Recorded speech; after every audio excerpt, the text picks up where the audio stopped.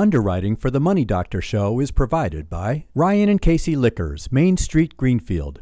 Exploring the world, one glass at a time. West County Equipment Rental of Shelburne. Daily, weekly, monthly rentals. 625-6463 or on the web at westcountyequipment.com. The Franklin County Community Development Corporation. Growing sustainable businesses and communities since 1979.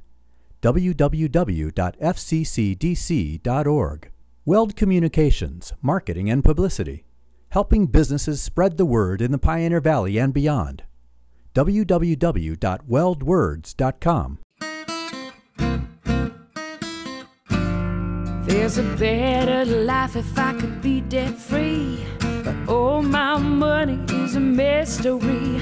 I was feeling overwhelmed and it was wearing thin when I knocked on the door and heard the doctor's in. Oh, the doctor's in, the doctor's in. She got the right prescription to help you win. Oh, the doctor's in, the money doctor's in.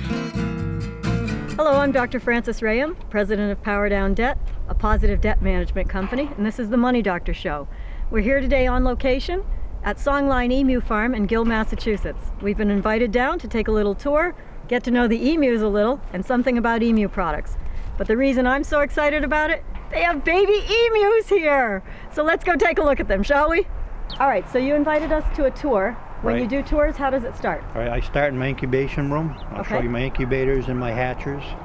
And then we'll go to the greenhouse where I have the chicks. All right. And from the greenhouse, we'll go out and see the grown-ups. Okay, let's head into the incubators. Every hen that I have has a separate color. A separate color? I tagged it. Oh, all right. Okay, so that some of these eggs have a blue tag, some of them have a white tag, some of them have a red tag, some have orange, pink, whatever. That gets assigned to the female. Okay, so that I can always keep track of her eggs. It's like your animals for emus. Right. Okay. So and then the chicks will have a tag. Yeah. So that we know who belongs to who. So we don't ever interbreed. Now, do they know who belongs to who? No. No, they don't. I mean, they don't. You don't see them relate to their own babies. No. Interesting. Okay. So now, so that's how you keep your genealogy straight. Right. Okay. How long have you been doing this? 17 years now. Has it been really 17 years? I don't know what the time went, but it's been 17 years. I'm surprised at that too. So tell me about this incubation log. You were saying they've got two that went when bad. they go into the incubator, they come out of the wine cooler there. They come out of the wine cooler, yep. They'll get weighed again, and the weight gets put down. So because I keep track of how much weight they lose. Well, this is all in grams, so we've got from 672 grams all the way up to 700. This guy needs a diet. A little emu diet. It's going to be a big bird. There's the smallest one, 570. Yep, 570. By the time they're a year old, you can't really tell the difference. They level out, believe it or not. Yep. And it's toasty. Yeah. What's the temperature in here? Well, it's supposed to be 97 and a half. Right now it's gone down. Because we opened it? We won't leave it open too long. No, we won't. Oh, they're so beautiful with this emerald color. Oh my gosh, Stanley! When these guys... They're not fragile then. They're pretty sturdy. Warm. This is your incubator area. I couldn't even tell. This is a wine cooler. This is a wine cooler that I love the upcycle. I kind of made it a little easier to put these eggs into. It's like these eggs just stay at around 50 degrees until I want to hatch them. Are we allowed to hold one of those eggs out? Sure. Yeah? They are incredibly heavy. What does this weigh? Oh, that's around 600 grams. All right, in pounds for the rest of us in America? You got me there. I don't know, half a pound, maybe more? Pound, maybe? About a pound. They're incredible. Our cameraman Jimmy said they look like avocados. That's exactly what they look like, avocados. These eggs stay in here, and I turn them every day. You turn them every day. And I've batched eggs. I usually do a dozen or so at a time. Yes. Okay, so that way when they hatch, they're all the same age and easy to take care of. You're such a good mama. And the male does the setting in the wild, and he does the same thing. He'll wait till he has like a dozen eggs, and then he'll set. So you're really a good papa. They're all the same age. Okay. But these will just stay right here until I decide until I'm ready to incubate them. I'll look on the calendar, and I always have them hatch on the weekends. Okay. And it takes around 48 days. So say if I wanted them to hatch on this weekend here, I usually work on a Friday or Saturday. All right. When I want them to hatch, I'll just go back 48 days, and that tells me when I should put them in the incubator. Is this one moving on its own, or is it just rocking? Yeah, Just because you just set it down? Hear how that sounds? Oh, this, yeah. This is an egg that was infertile. Okay. And I blew it out. Oh, cool. So you know what, Easter time, when you take those kitchen eggs, those little chicken eggs, and you blow them out, this has been done to an emu egg, and you can see the shell is quite thick. How thick do you think the shell is? A millimeter thick? I really don't know. I've got to test. That's one thing I do want to. You know, serious hard egg here. So once they've internally pipped here, and I can hear them peeping. And pipping is, explain pipping to people. That's where they break the inner membrane of the shell. Okay. And then, not long after that, their little beak will start make a little hole in the side of the egg, and then they're out. Gotcha. Once they've internally pipped here, okay, which is usually around 46 days. All right. They come from here, and they go over to my hatcher, so I can show you my hatcher. Okay, tell me, you might have said it and I missed it. How do you know they've internally pipped? That's when you see the little hole? When it goes hollow. You hit that hollow sound, and the egg will set flatter. Okay, and that means the membrane's been broken inside, and that bubble has it'll be dispersed. sitting here, and you can tell, because all you gotta do is come up and tap it a little bit and go like that, and it'll wiggle around about like that. And I'd like to welcome to the set my guests today, Geri Johnson and Dee Dee Merez. I'm hoping I'm pronouncing it correctly. Yes. From Songline Emu Farm. So welcome, and thanks for coming. Thanks for having us. You're welcome. So we did a lot of footage out at the farm, but Dee Dee wasn't available the day that we filmed. And Dee Dee, I wanted to get some information from you about the store and the products and things, because I know that's how you're involved. Mm-hmm. But first, let me say that the two of you are sisters. Yes, we are. Yeah, and that's not always the easiest thing, to be in business with your family. But sometimes it's not. You seem to be doing pretty well with it. I think we are. Yeah. We're very lucky in that. Yeah. And it really is a family business. Stanley, who we met out at the farm and who we'll talk to today as well, is Geri's husband. Mm-hmm. So the three of you work together. Tell me a little bit about what your role is in this, Dee Dee. Okay. I came into this actually wanting to just be one of the emu farmers. Okay. But I have a background in business, computer science, marketing, and it turns out I spend more of my time with the computer and doing those things than actually getting to play in the farm. But it's how it's worked out. So I manage the website, do the online sales, handle all the back office systems. Yep. Things like that. And your online sales comprise a large part of your sales, right? We are primarily an online and a catalog business. Right. We really only have a few open hours at our store in Gill for our local customers to pick something up. Right. It's not our focus at all. Right. I understand. And we have a couple of the products that you brought today, the natural emu oil and the Songline Emu oil and goat milk soap, which I was very kindly given as a gift and is lovely, so thank you very much. Geri, I wanted to ask you as well, because people who know you locally know that you're a real estate broker and a busy one here in Franklin County. And so how do you end up in an emu business along with the real estate, and how do you balance all of that? It's pretty difficult sometimes, but mainly I'm in a support role in the emu business. I fill in where somebody needs me to cover the store for a few hours, or to help Stanley out with the birds. Getting those emu eggs. Well, the eggs all have a different finish, and Stanley can actually look at an egg and tell me which hen it came from. Really? I don't know them that well, but he does. But these eggs are layered in colors so that people can etch them and really do some beautiful artwork that goes down through the different colors, down to a lighter green and lighter, and then to a white. Like scrimshaw. Yes, exactly. Good. This is an unusual egg. It was a double yolker, and it came early, so it didn't get its final coat. These eggs are from 3 different ratites. This is from an ostrich, which is, of course, from South Africa, and the emu, which is from Australia, and this is the rhea, which is from South America. Yes, will you tell that story about getting emu eggs? The emus lay their eggs in the evening, and so somebody's got to be there. So Dee Dee and I will sort of switch it up, and go out there and get the eggs, which the birds don't always willingly give up. The males will be sitting on them sometimes, and I swear they're like suctioned to the ground. So into the hatchery we go. All right. Oh, it's toasty. What's the temperature in here? Oh, it's probably Around around 80. 80? Yeah. Oh, look at them. Baby emus! So these are 2 weeks old. What do they weigh at this stage? I've never weighed them at this age. I usually weigh them when they're 3 months old. Okay, their bodies are just about the size now. Just their body is about the size of those eggs. A little bit bigger than those eggs. Yeah. Some are bigger than others, of course. And look at their little beautiful pattern on their heads. Oh, they're gorgeous. Oh, you're adorable. Oh, look at this little face.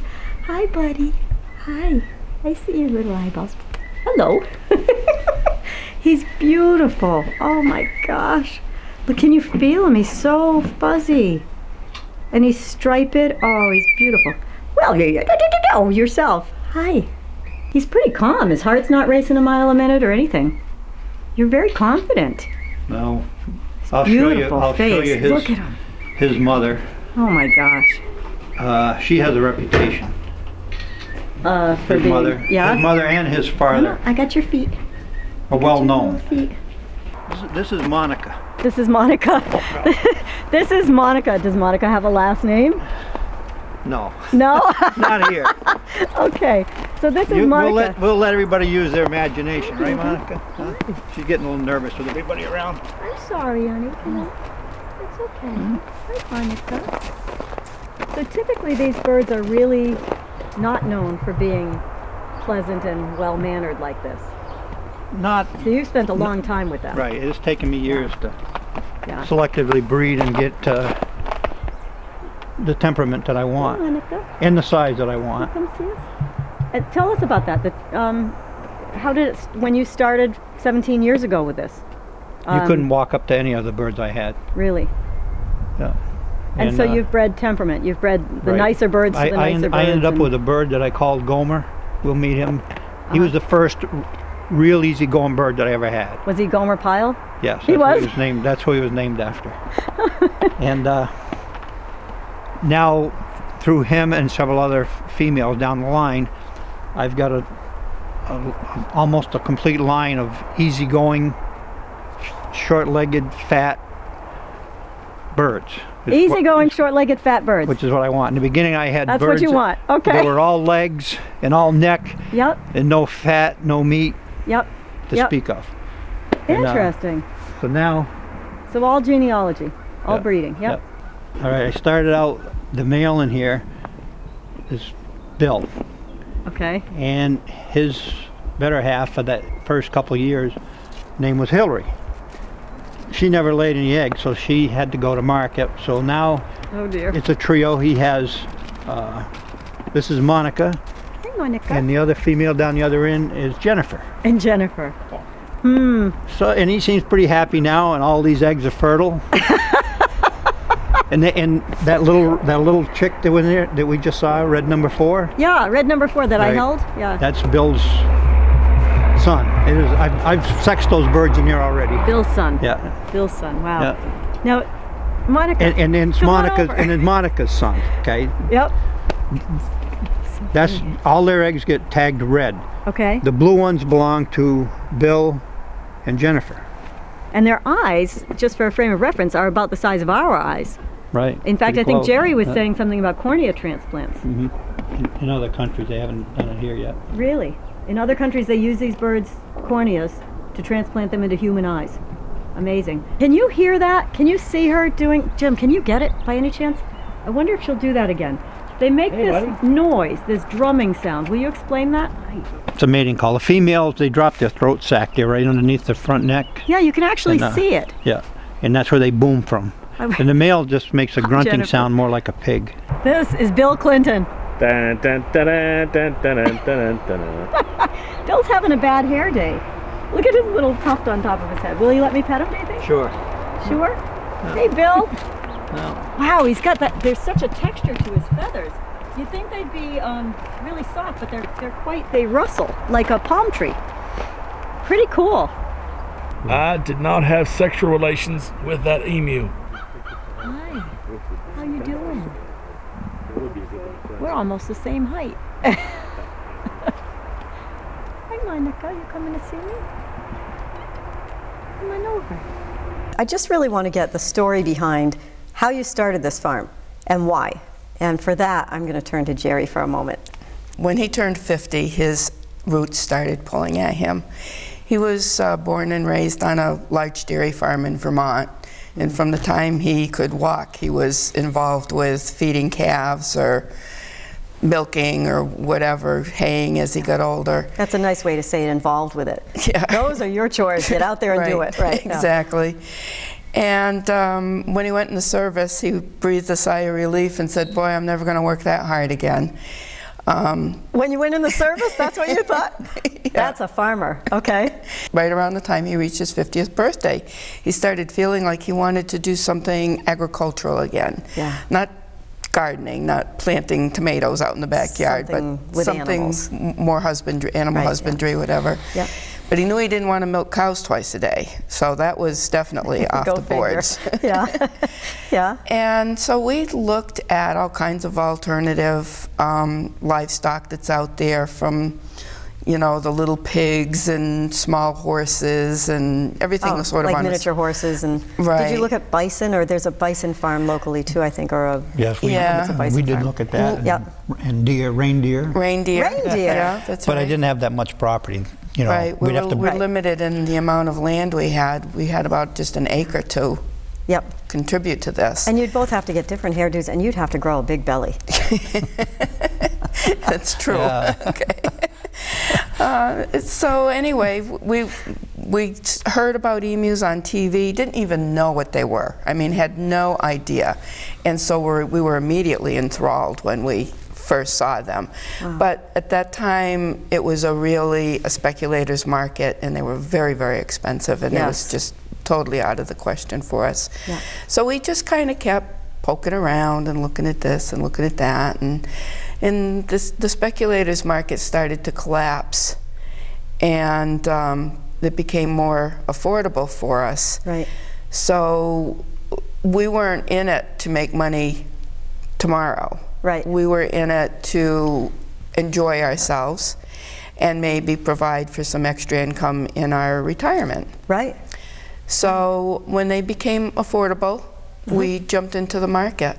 Now it's interesting that you say that, because I remember that speculators market, and there were people were touting, oh, you buy a pair of emus, they cost $40,000 for a pair, right. And then you're going to sell the eggs for $5,000 a piece. Yeah. And people who were in it only for the money got burned. This is the guy we came to see. This is Cary Grant. Hi, Cary. Can I pet you, honey? You'll let me pet you. Oh, you're beautiful. He's got Cary Grant's hair. Look at his little hairdo. He's got Cary Grant's hairdo. Hey, sweetheart. Will you show him your ear? Can you show him your ear?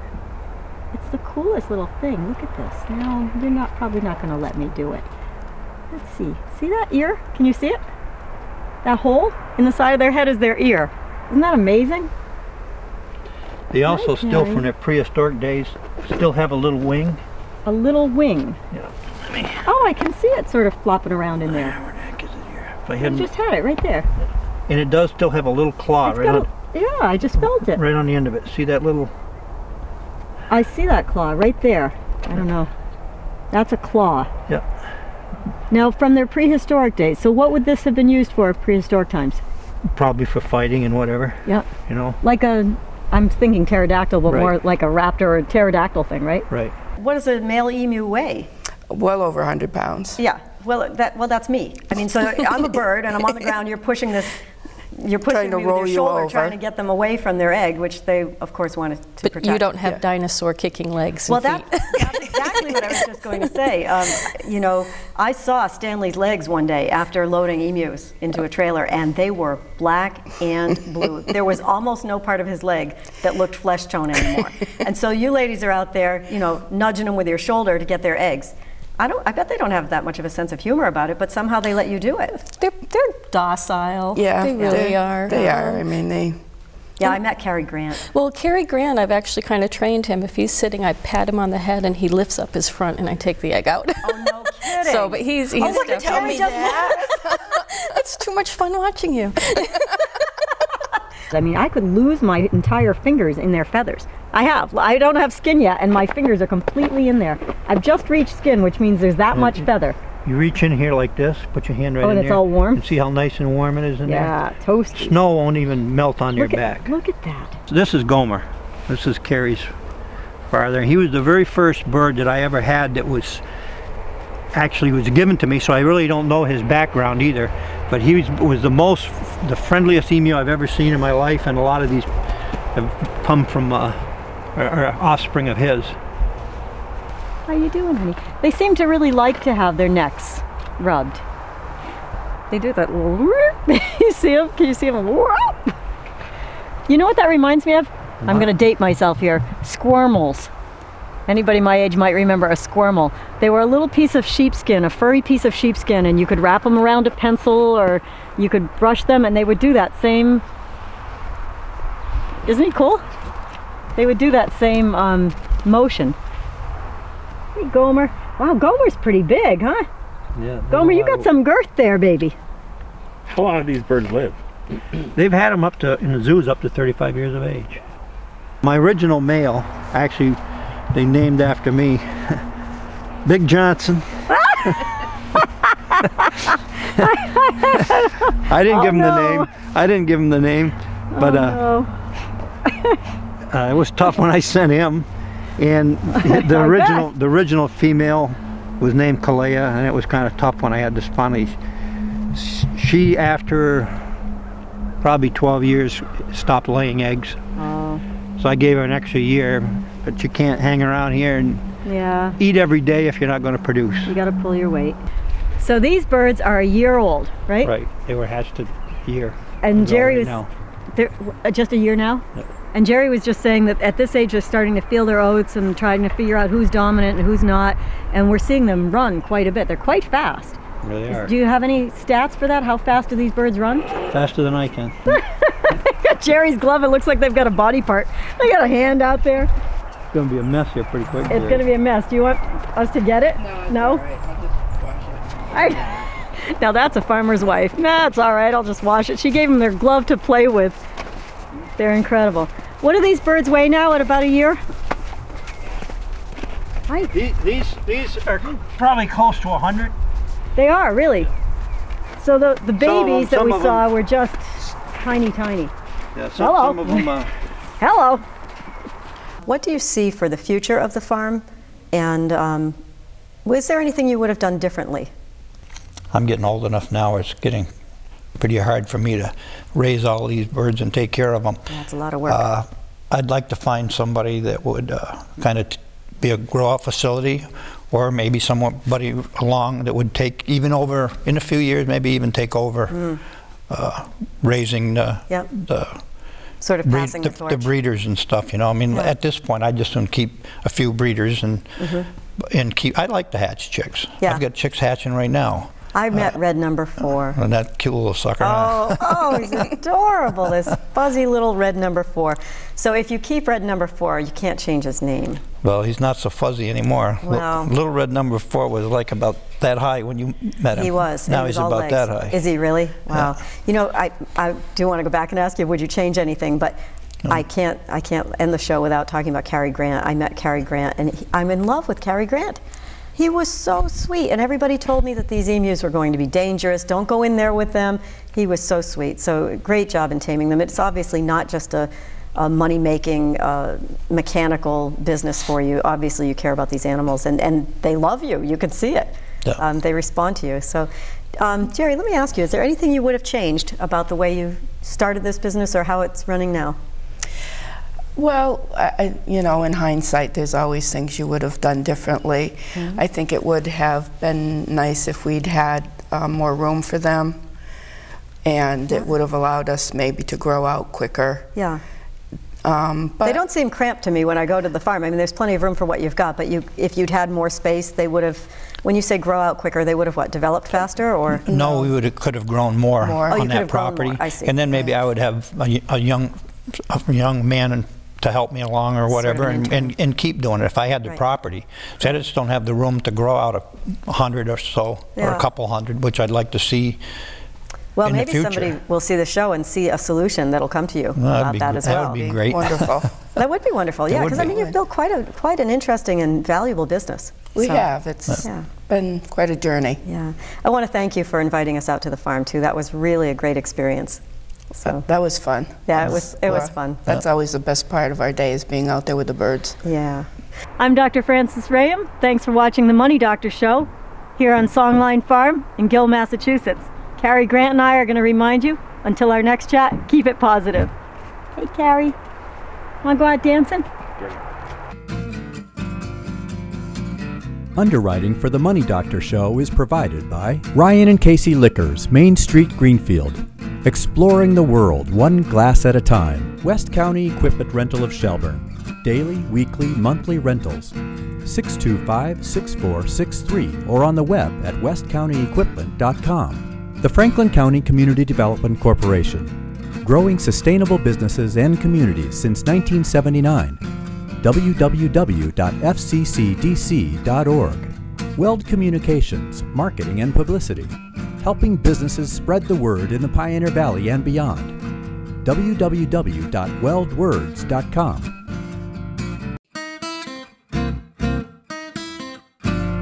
There's a better life if I could be debt free.